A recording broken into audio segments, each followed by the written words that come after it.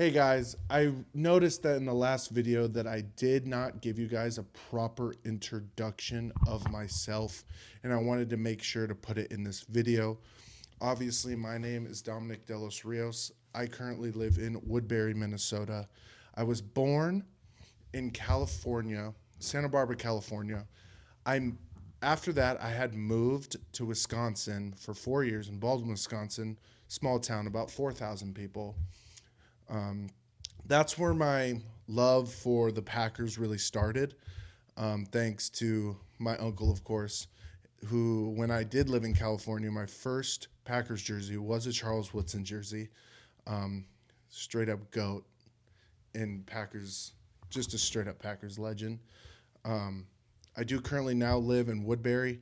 I did go to Creed-Durham Hall in high school, and I played football there all 4 years. My last 2 years is when I played varsity. And then after that, I decided to commit to Santa Barbara City College, and I played 2 years of football out there. And then that's all I got now. But make sure to like and subscribe in the video. Hey guys, welcome back to the O-Line Inspector. I'm your host, Dominic De Los Rios. We're going to have another banger of a video today. If you didn't check out that first video, make sure you go check it out. It's a good one. In today's video, we'll be recapping Jordan Love's season, the players that stepped up on defense, and two players I'll actually be looking through from year one to year two. And then we will be recapping Matt LaFleur's season as a coach. Let's get into it. Starting at Jordan Love's season. Now, I don't know about you guys, but I feel like Jordan Love has shown that it really didn't look like his third year starting. It feels like he's been here for a really long time. It feels like that he's done really well in this offense, and that shows Matt LaFleur's coaching, in my opinion. It's a bigger testament to his coaching ability and how he's been able to develop Jordan Love in the last 3 years that he started. We've seen him take a jump each year. Now from year one to year two. I mean, year one, the season was up and down, just kind of like this year. A little bit different though. Youngest team in the league. No one had really seen Jordan Love play. Everyone kind of saw him in college and how he was kind of a boom or bust type player. And they kind of were like, we'll see what this guy's got. Not a lot of people even knew who he was. A lot of people just saw him in Rodgers' shadow and was just like, whatever. But, yeah, he started that first year off. It was kind of shaky, but that's what you get. I mean, you got to kind of view Jordan his first year like he's a rookie quarterback in some sort of way. I mean, it's his first real game reps. I mean, he did take that one game when Rodgers lied about taking the vaccine back in the COVID year, but he had to step in there and go into Kansas City. I mean, he played okay in that game. I mean, for his first career start, it wasn't astonishingly good, but it wasn't horribly bad. But in his first year starting, I feel like it was down, and then he shot up about the middle of the season. I think he really gained his confidence in year one was when we beat Kansas City at home. That game was crazy. I remember that game because I was living in California at the time when I was going to Santa Barbara City College. And I remember I was sitting there in my room alone. One of my roommates was with me, and I was just screaming at the TV and just going nuts because that game was electric. I remember that game was awesome. But going into year two, Jordan, I think we kind of got a little bit of head over feet, if you know what I mean. Like, I feel like we kind of viewed Jordan. He got the big contract extension, and then we were kind of like, okay, I think we got something here. But we really didn't know what we had yet in Jordan. And he kind of we went to that year, and then he got hurt in Philly. He hurt his knee. And then all of a sudden the season kind of breaks down. We lose to all the best teams in the league, and the season kind of ended up with a just like it kind of did this year, losing in the first round. But going back to that first year, though, I forgot to mention was that playoff run that they had. I mean, I remember when I was watching like talk shows and stuff before that game and how they were talking about us going into Dallas and how there's no shot that we were going to go back to Dallas, beat Mike McCarthy and the number two seeded Cowboys. And then we just lit them up. I remember it was me and my mom was in the living room and we're just watching the game. And then all of a sudden we're like, it's 28-0. What the hell is happening? We're just beating the brakes off Dak Prescott and the Cowboys. I'm like, holy shit. After he threw that pick to Darnell Savage, who took it for 6, I was like, I think this game might be over. And then after that, when we went to San Fran in the second round, that game was just like on the edge of your seat. You were bouncing back and forth. They were going toe-to-toe with that San Fran team, and that San Fran team was pretty damn good. Jordan did end up throwing, I believe, 2 interceptions in that game, which was unfortunate, but it was his first year starting, so it was kind of like, at the end of that game, you're kind of like, okay. It was a good year. It had all these things. Jordan threw 2 picks. We got to crack down on that. And then going into year 2, the biggest thing was I feel like in year 2, he kind of had multiple games, I believe, where he threw multiple interceptions. I know the biggest game that comes to mind in year 2 for him was against Minnesota. He threw 3 interceptions that game. He did wear a Brett Favre jersey before that game, so I think he might have been asking for it. But yeah, year 2 was kind of like he was hurt most of the year, so that's another time where you're kind of like, did we really see the full Jordan yet? Have we really actually seen him a full season of the actual Jordan Love yet? And that was a big thing. Now, going into his 3rd year, when we went into training camp and he hurt his hand and it was like, oh my gosh, this guy can't stay healthy, this and that. And I was feeling good at the beginning of the season. I felt Jordan was where he needed to be. I felt the offense was where they needed to be. I thought they drafted some good players in the draft. I felt like Anthony Belton was a good draft pick. There's a couple other ones in there that I felt good with. I was stoked at the Matthew Golden pick. Unfortunately, they didn't really use him the way I wanted them to use him this year, but that's why I'm a fan, I guess. But yeah, going into that, I mean, there was a couple games this year where he wasn't really fully healthy, if you know what I mean. Like both Viking games, the last Vikings game, he didn't even play. The first Vikings game, he had a hurt shoulder from the week prior when we played the Giants. So they were just run the ball literally all day. And Micah Parsons in the defense was taking care of J.J. McCarthy, or should I say 9 trash. One of the things is the concussion in the Bears game. That was a big one. There's a lot of stuff about that, a lot of controversy about. I know between Packer fans, other people are probably like, oh, Packers, who cares? But how he got hurt with the concussion. I didn't really see anything. They threw roughing the passer on that play, so I'll take it. I don't really. Looking back at the season, there's a lot of things that you could talk about that are just like, it's over. But I do think Jordan Love, though, this year, the biggest development or the biggest step I thought he took was playing well in big moments. If you do watch Get Up or anything, Rex Ryan loves the big moments. It's just one of those things where it's like, I think they looked at the previous year. They saw that we couldn't beat the best teams in the NFC. Jordan threw 3 interceptions in that playoff game against Philly, and they wanted to see him take that step from the regular season to this postseason, which I do understand. I do understand taking that step from the regular season and the playoffs, because those are two different seasons, in my opinion. But yeah, I do think he really stepped up this year in those big moments, especially in Detroit on Thanksgiving. I thought he lit up the Lions both times we played him.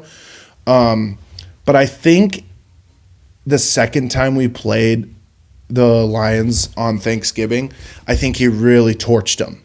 I know, especially coming out of halftime, and he threw that absolute bomb to Christian Watson. That was just electric and just a straight-up explosive play. And I think Jordan's play level from year 2 to year 3 is just tremendous.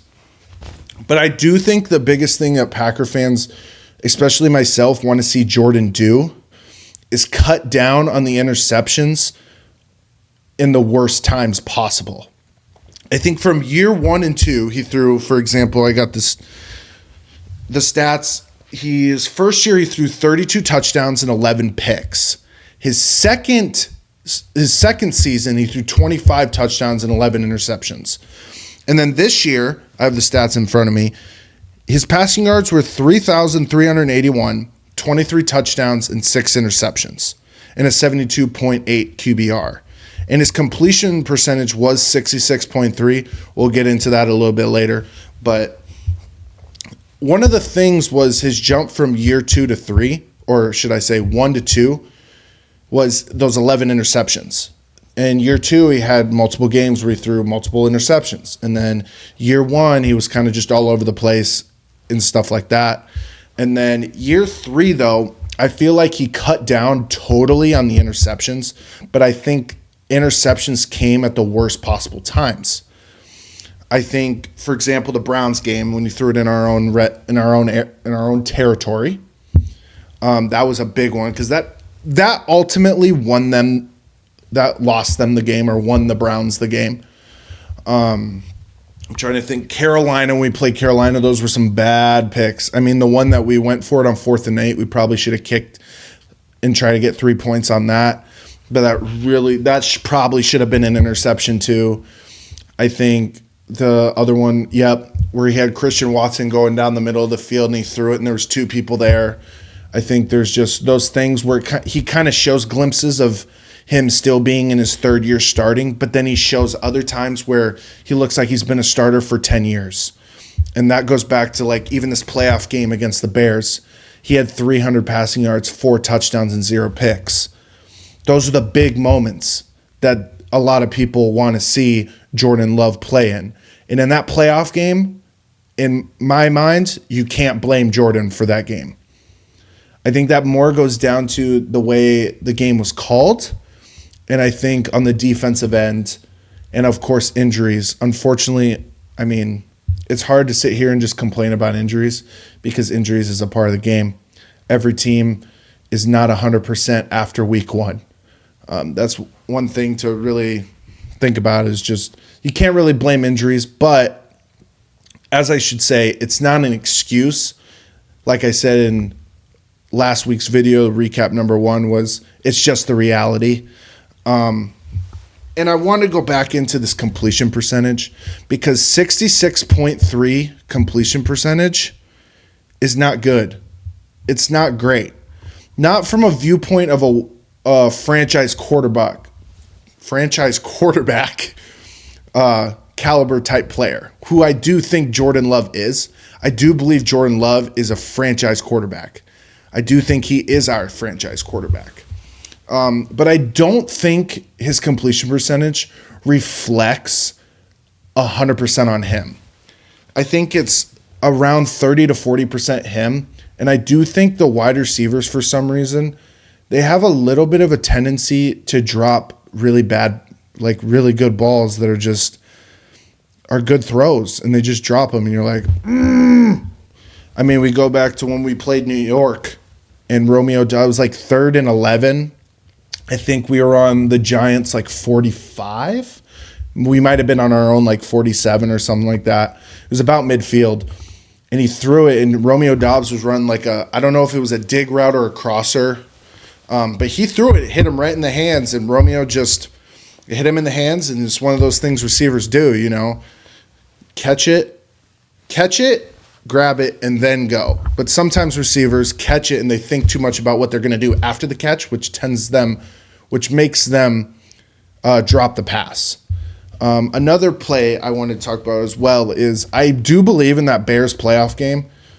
I do believe if Jaden Reed catches that ball, I think Green Bay wins that game.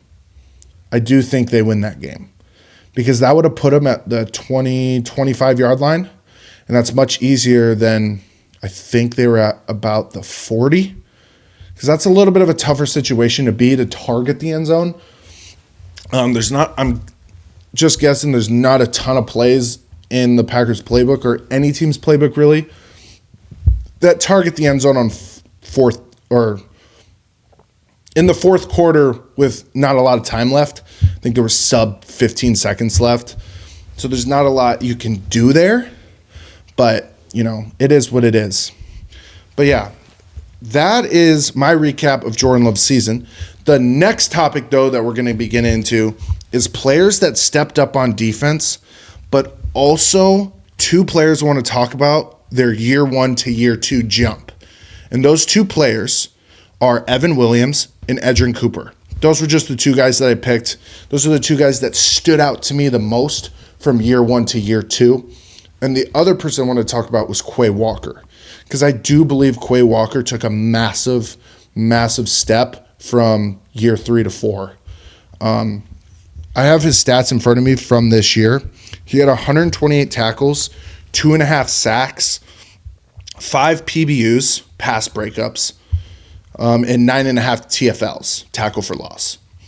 And I saw a lot of stuff that Quay did this year that was really, really cool. I mean, the way Jeff Hafley kind of went with the defense, I really liked.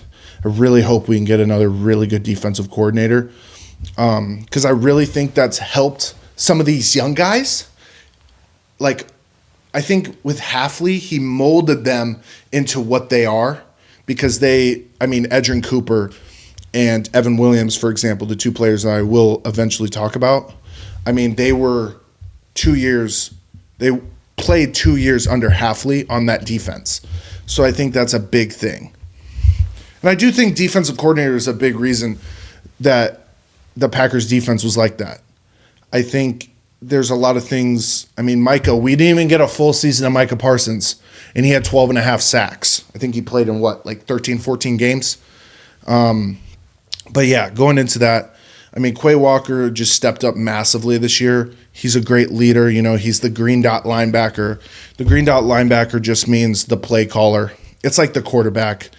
Whoever the play caller is on offense relays the play to the quarterback, who then tells it to the people in the huddle. It's basically the same thing, but for defense. That's the green dot linebacker. But yeah, I think Quay Walker elevated his game from sideline to sideline especially, which that just means like his lateral movement and just the way he made plays laterally was really good.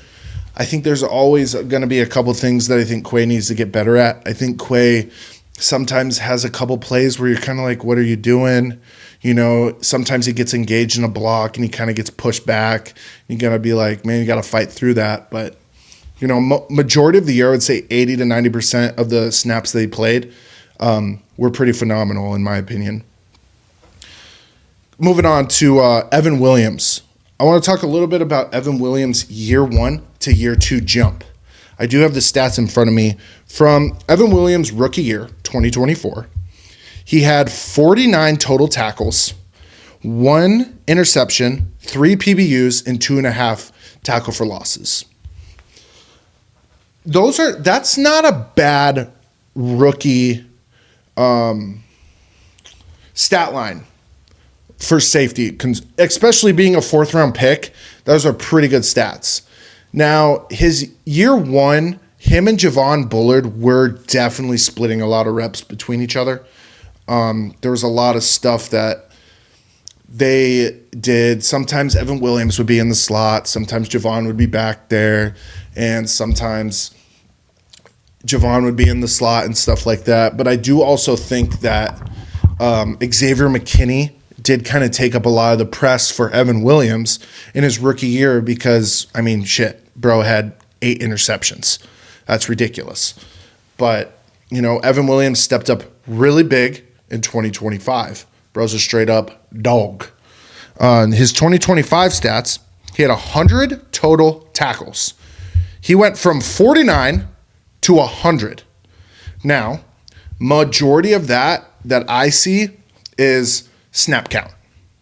I think in year two of Evan Williams and Javon Bullard's year 2 jumps, I'm not talking about Javon Bullard today, but I think they kind of cemented Javon Bullard as like the slot corner, I guess you could say, or slot safety in different packages. If they come out in like nickel packages and stuff like that, or dime and stuff like that. But I do think that's a crazy jump. 49 total tackles to 100. He also had 3 interceptions. So he had 2+ interceptions this year, which shows a little bit more of a ball hawk or a playmaker type secondary player. He had 5 PBUs, so it's another step up in pass breakups, which is huge for, you know, secondary players, you know, the fluff guys. The tackle for losses, he also took a jump in. He had +4 tackle for losses. His first year had 2.5. This year he had 6.5. That's a big jump, especially from a safety position. I think Hafley did a lot of stuff with the safeties and the corners with their blitzing and when to blitz them and stuff like that. You know, sometimes you see Evan Williams on the line of scrimmage. Sometimes you see Xavier McKinney on the line of scrimmage. And how he brought those was a really good thing. The next person I want to talk about is Edgerrin Cooper. When Edgerrin Cooper was drafted in his year 1, I was already like, this guy's going to be a stud. This guy's going to be a straight-up dog. And I think pairing him and Quay together, it's a really good linebacker core. That's why I don't think the Packers are going to let Quay Walker go. I think that would be one of the stupidest things you could do. You could free up cap space in a lot of different ways. But Edgerrin Cooper's rookie year stats, he had 87 tackles, 3.5 sacks, 1 forced fumble, 12 tackle for losses, 4 PBUs, and an interception. For the second, or not the Mike, like the Will linebacker, the second linebacker, that's some pretty good stats, especially for a rookie. Now this year, he was at 118 for tackles. He had a half a sack, 2 forced fumbles, 8.5 tackle for losses, and 4 PBUs. Which is, I mean, it's pretty much kind of the same, I think, in different types of like, as a pass rusher, I don't think he did as well, but I think as a linebacker, he did better. I think he went, like I said with Quay, I felt like he went back sideline to sideline a lot better. I thought Edgerrin Cooper was way better in coverage. I thought Edgerrin Cooper was a lot better with explosive kind of plays. I think the biggest jump that I saw from Edgerrin Cooper from year 1 to 2 was year 1, he made a lot of mistakes. Like there would be plays where he's in the wrong spot. There's a wide open guy in coverage. He'd go through the wrong gap. Somebody would be free down the field. I think he had a lot more better plays that he wasn't making mistakes on in year 2. The next thing I want to talk about is recapping Matt LaFleur as a coach. That's a big topic. That's a big one. Stay with me here. I think when a lot of people talk about Matt LaFleur, I feel like a lot of people throw him a lot of shade because of a lot of the blown leads this year, which he is the coach, so most of the blame goes to him in preparation and stuff like that. I get that. But as a player, as a former player, I've played the game of football, not at the NFL level, but I have played football at some sort of level. There's the coach shows you what to do and game plans for the game. But players have to go out in the field and execute the game plan. And I think there were some games where we just weren't executing, especially in offense. There's a lot of inconsistency in the offensive side of the ball. And obviously you can see more of that in my other video. But yeah, the offense wasn't executing, very inconsistent. The O-line play was not good, especially during the run game. I mean, you watch a lot of the plays, and there's just like either Jordan's just getting wrapped up or Jordan steps up in the pocket and gets hit. In the run game, they weren't getting to the second level and stuff like that. And I think injuries in the situation that Matt LaFleur was in this year as a head coach is tough. I don't think there's a lot of coaches in the NFL that could have done what he did in the situation that was given to him this year. But it's no excuse. But I do think Matt LaFleur is the coach to get it done. I do agree with them extending him. I think that was a good decision. Partially what goes into that is I don't think the market for head coach this year is that great. That's why I think Baltimore getting rid of their coach is stupid. I can't believe Raheem Morris got fired from the Falcons. I think he would be a great person to go after for defensive coordinator, being a defensive coach. I think he did a lot of good things with that Atlanta defense. That Atlanta defense was pretty good, even though that they had a kind of mediocre year this year. I do think Raheem Morris would be a really good defensive coordinator. I do not think they've interviewed him yet. I don't even know if he's even looking for a job right now, but I think he would be a good one. The one criticism, the biggest criticism that I would give to Matt LaFleur is he didn't really put the ball in Jordan's hands enough this year, in my opinion. I don't think he, like in the red zone, I think a lot of the times, like especially when you look at Jordan Love's stats, he had 23 touchdowns.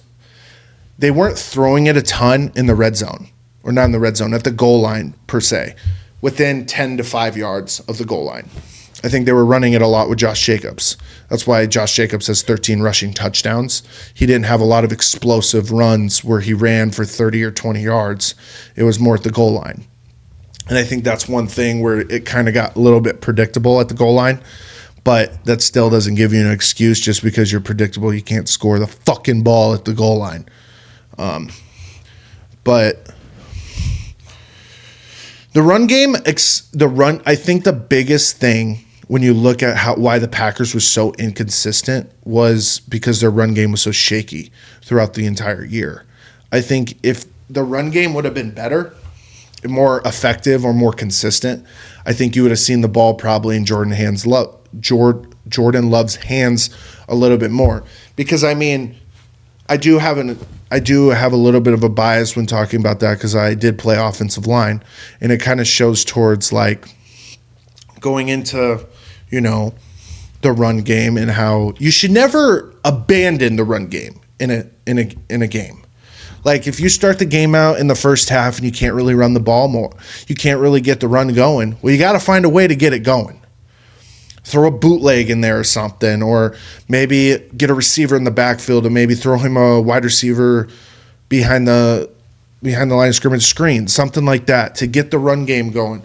To get, obviously a screen pass is a throw, but you understand what I'm saying. Like you got to find ways to get the run going. Maybe if the inside the tackles isn't working, maybe attack outside the tackles. Throw a couple tosses in there, maybe a couple stretch plays. End arounds, I don't know. But, that's the biggest thing that I thought in that Bears game was why we were up 21-3, I think it was at halftime. It's just the run game in the first half against the Bears in the playoffs was great. Josh Jacobs was breaking free, getting 10, 12 yards a carry. That was the end of the game stat. But he had bursts of like where he would run for a first down. Then he'd have like 3 or 4 yards and then run for another first down. But I think the other thing to talk about was, and especially recapping Matt LaFleur's season as a coach, was they didn't really give the ball to Jordan unless they had to. For example, if you go back and watch that Bears game, on that throw, I think it was in the first half, I believe so, when he threw that beautiful ball to Romeo. It was a little bit out where Romeo had to stretch a little bit, but I do think that it was a good ball. But I think after that play, then he goes to this, then Matt LaFleur goes to the RPO RPO with a bubble screen on the opposite end with, I think, a slant on the opposite end. But I think that was one of the things where Jordan is capable of putting teams away. This Packer team is capable of putting teams away. But what tends to happen in these games is Matt LaFleur, for some odd reason, decides to take the ball away out of Jordan Love's hands. I don't know if he's got to be able to fully trust him. I mean, his third year starting. I don't think that's the problem. I don't necessarily know what the problem is. I just think there was cases in that Bears game that would have won us that game. If Jordan Love had the ball in his hands more in that game, we'd have won that game. You got to put teams away. You know, my O-line coach at SBCC used to always tell me, run the ball or score points early, run the ball down the stretch. You know, that's kind of how that game went, but we didn't put teams away. So I think that's the biggest thing to talk about with Matt LaFleur.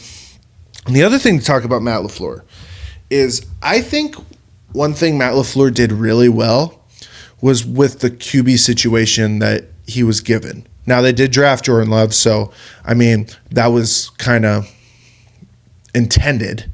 It was their decision to draft Jordan. But I think Matt LaFleur has done a really good job from going from Aaron Rodgers to Jordan Love. And I think there's a lot of things that Aaron did really well that Jordan does better. I do think there's a lot of things that Aaron does well that Jordan doesn't at that time, if you're looking at him. I mean, they're two opposite. I mean, Aaron's 42 right now and Jordan's 27. So, but one of the biggest things I think was he did very well going from those two quarterbacks and still keeping a team around to be competitive. And I think a lot of things that Matt LaFleur does are good. I just think going back, I mean, I think it's just a little bit of inconsistencies, and the blown leads had Packer fans just really pissed off. Because it's like this team is way better than what the product that they put on the field sometimes. I mean, that Denver game, which is really annoying because the next week Bo Nix decided to play shit against Jacksonville. But, you know, it is what it is. And that game sucked anyways because Micah Parsons tore his fucking ACL. But, you know, I do also think that Matt LaFleur is a player's coach. And coming from a player's perspective, I think you got to have coaches that you want to play for. I think in different sports that I played in growing up, I had coaches that I liked to play for, but I don't feel like I ever got that in football. I think my O-line coach at SBCC loved learning tons of stuff from him and stuff like that, but I just don't think I ever really got a head coach that really cared a lot about the players and about the culture of the team that we had. But from a player's perspective, I mean, when you have a coach that wants you to succeed and knows you and really has love for the players, I think goes a long way. Now, being a player's coach isn't going to win you a Super Bowl. You got to know how to put teams away. You have to know how to win big games. And I do believe the Packers have that. And I do think Matt LaFleur knows how to get that done. And if you love the video today, guys, make sure you hit the like and subscribe button. Last video, I did see there was about 25 viewers, and some of you aren't subscribed. Make sure that you hit that subscribe button because I'm always watching you because I'm the O-line expector. Yes, sir, bless sir.